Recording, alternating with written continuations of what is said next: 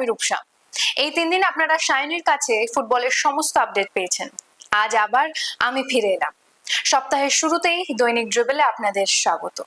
না, সুস্থ আছেন কিনা জানতে চাইবো না, জানি সবাই এই প্রচন্ড গরমে অস্বস্তিতে আছেন। তবে জানেন, স্বস্তি কিন্তু মিলেছে। হ্যাঁ, আমি মোহনবাগান সমর্থকদের কথা বলছি। ভুবনেশ্বরে হারের পর থেকে প্রবল অস্বস্তিতে ভুগছিলেন অসংখ্য মোহনবাগান সমর্থক। তাদের জন্য স্বস্তির বাতাস নিয়ে এলো রবিবার সন্ধ্যার যুব ভারতী। ওড়িশা এফসি কে হারিয়ে আইএসএল ফাইনালে খেলবে মোহনবাগান। আগামী শনিবার ফাইনাল। আইএসএল যখন শেষের দিকে এসে পৌঁছেছে, তখন এই শহরেই শুরু হচ্ছে সিনিয়র মহিলা জাতীয় ফুটবল। প্রকাশিত হয়েছে ক্রীড়াসূচি। প্রস্তুতির পর চূড়ান্ত দল ঘোষণা করা হয়েছে বাংলার। এই নিয়ে শুরু করছি আজকের দৈনিক ড্রিবল। শুরুতেই দেখে নিই আজকের হেডলাইন্স গুলো। ফুটবল এক নজরে।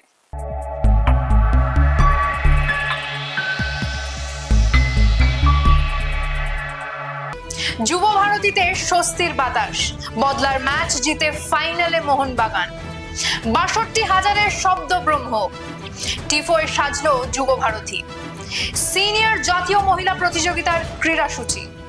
চূড়ান্ত দল ঘোষণা বাংলার। আই লিগ 2 এ রয়ে গেল ইউনাইটেড। এবার চলে আসি বিস্তারিত খবরে। প্রয়োজন ছিল 2 গোলের ব্যবধান, তাহলেই ফাইনালে পৌঁছবে দল। বদলার ম্যাচের শেষ মুহূর্তে পরিবর্ত আব্দুল সাহাল সামাদের গোল এনে দিল সেই কাঙ্ক্ষিত জয়। গত ম্যাচে তার ভুলেই গোল হজম করতে হয়েছিল দলকে। সেই হেক্টর খেলতেই দিলেন না ওড়িশার প্রাণ ভোমরা রয় কৃষ্ণাকে। অজস্র গোল মিস মোহনবাগানের, তবে শেষ পর্যন্ত ফাইনালে শুভাশিসরা। ফাইনালের অঙ্ক কষা শুরু করে দিয়েছেন তারা। ম্যাচ শেষে কি জানালেন তারা, চলুন শুনে নিই। And just one step behind the trophy. As a coach, you can say now the Mohanbagan can win this tournament again. We need to give the next step, because I don't want to talk about the final until the final, because it's no good luck for me. Only one thing: recover the player. For the big effort today, very difficult to play with this hot humidity and dehydration and more. I am too congratulations for all my players, for your effort, for your professionalism, and I am very happy with this performance. After that, we have to recover now the player, prepare the match plan against the opponent. We don't know what will be the opponent, and evidently to play for winning. Trophy ধরে রাখার আবার একটা সুযোগ তোমাদের কাছে চলে এসেছে এবং আজকের ম্যাচ বদলা নিলে কার্যত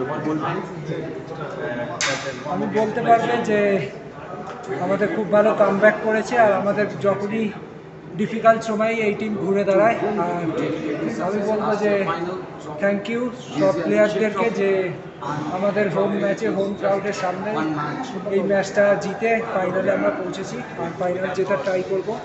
আর আমি উড়িষ্যাতেও বলেছিলাম যে আমাদের টিম কামব্যাক করবে, তো সেটা করে দেখিয়েছে। অ্যাজ এ ক্যাপ্টেন আমি প্রাউড ফিল করি এই টিমের ওপর। আর এখন ওয়ান মোর গেম, ফাইনাল জিততে চাই এই হোম ক্রাউডের সাথে। So we just need to, go back training, get ready for this final, and yeah, we'll give everything. Do you think this is the never give up mentality of your team? This is the key of the success? Yeah, it's massive. When you get that winning mentality, it's huge. We go into every game knowing that we're going to win. It's just the feeling that we have. So, winning mentality is massive. Coach Habas চেয়েছিলেন, ফুটবলাররাও চেয়েছিলেন দর্শক ভরা থাকুক যুব ভারতী। হলো তাই। ৬২,০০০-এর আওয়াজ টিফোয়ে যুব ভারতী ছিল সরগরম। সেই টিফোয়ে মোহনবাগানের ব্যাটন প্রজন্ম থেকে প্রজন্মান্তরে যাওয়ার বার্তা ছিল। টিফোতে ফিরে এলো প্রয়াত ডায়মন্ড কোচ অমল দত্তের স্মৃতি।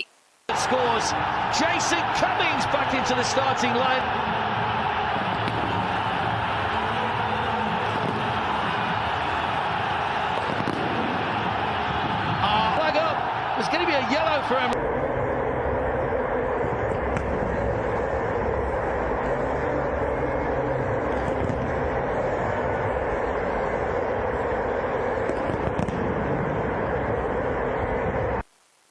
মোহনবাগান জার্সিতে তার বহু স্মরণীয় ম্যাচ রয়েছে। প্রাক্তন ফুটবলার সৈয়দ রহিম নবী ওরফে আমাদের সকলের নবিদা আজ আমাদের স্টুডিওতে। আলাপচারিতায় জেনে নেব গতকালের ম্যাচ তার কেমন লাগলো, ফাইনালি বা মোহনবাগানের সম্ভাবনা কতটা। তিনি খেলেছেন কলকাতার 3 প্রধানে, একটা সময় কলকাতা ময়দানে দাপিয়ে বেরিয়েছেন।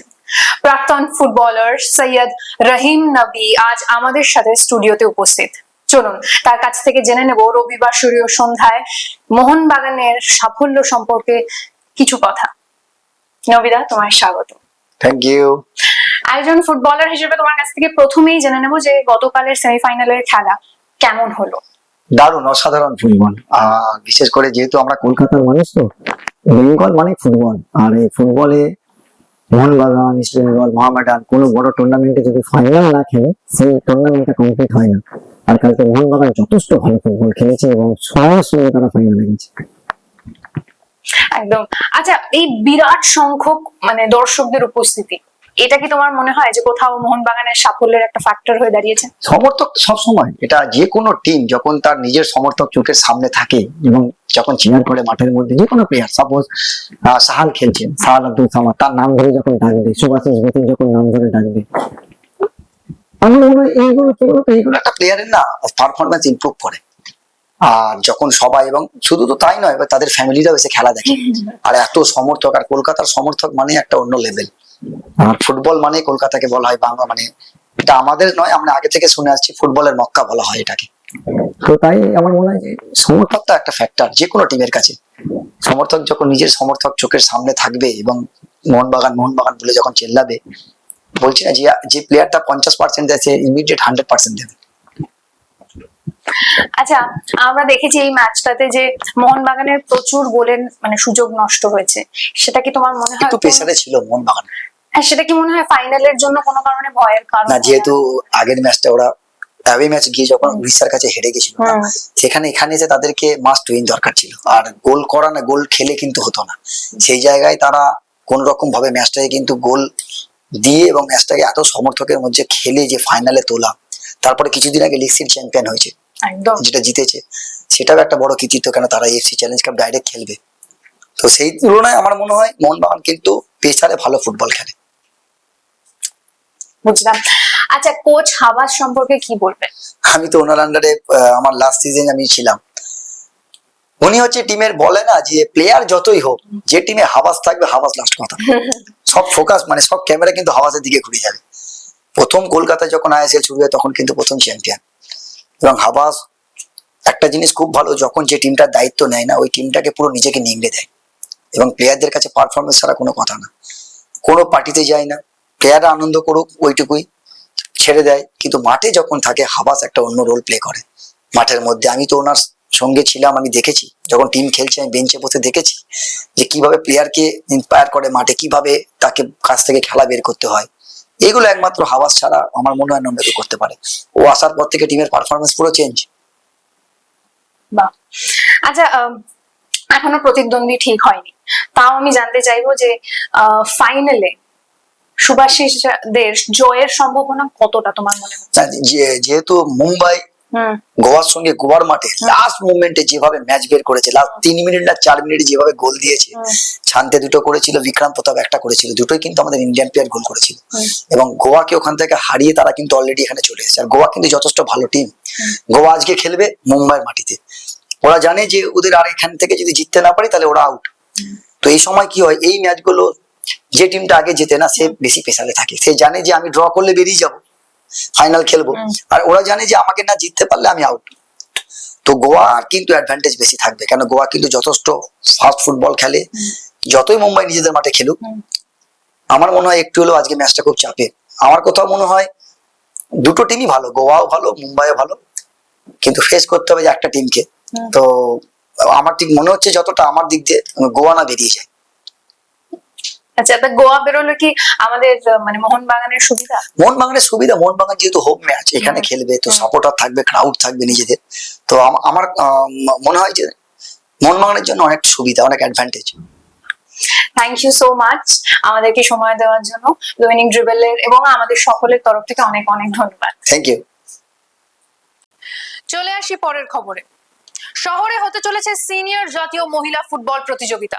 প্রস্তুতি শেষ পর্যায়ে, প্রতিযোগিতার ক্রীড়া সূচিও প্রকাশিত। একবার দেখে নেওয়া যাক সেই ক্রীড়া সূচি।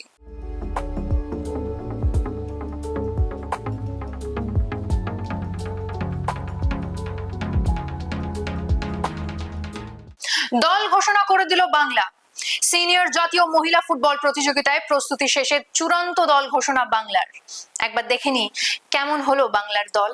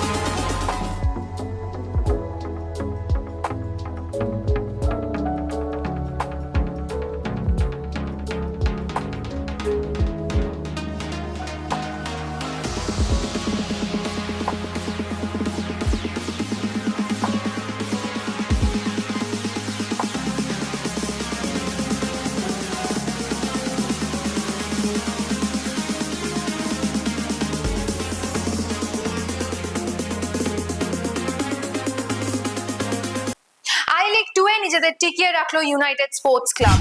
নিজেদের শেষ ম্যাচে সাহিল হরিজনের জোড়া গোলে স্পোর্টিং ডি গোয়াকে হারালো ইউনাইটেড। এই জয়ের ফলে আগামী বছরও আই লিগ 2 এ খেলবে ইউনাইটেড। 11টি গোল করে আই লিগ 2 এর সর্বোচ্চ গোলদাতা হলো সাহিল হরিজন। এবার সময় ফুটবল কুইজ মগজাস্ত্রের।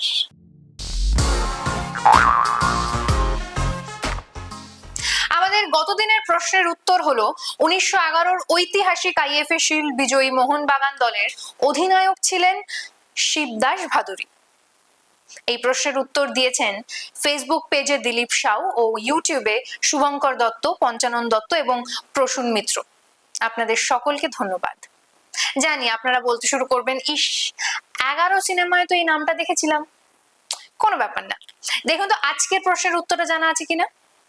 আমাদের আজকের প্রশ্ন হলো 80-র দশকের গোড়াতেই ইস্ট বেঙ্গল জার্সিতে কলকাতায় খেলতে এসেছিলেন 3 জন ইরানি ফুটবলার, মজিদ, জামশেদ এবং দাঁড়ান এই এবং নিয়েই আমাদের আজকের প্রশ্নটি।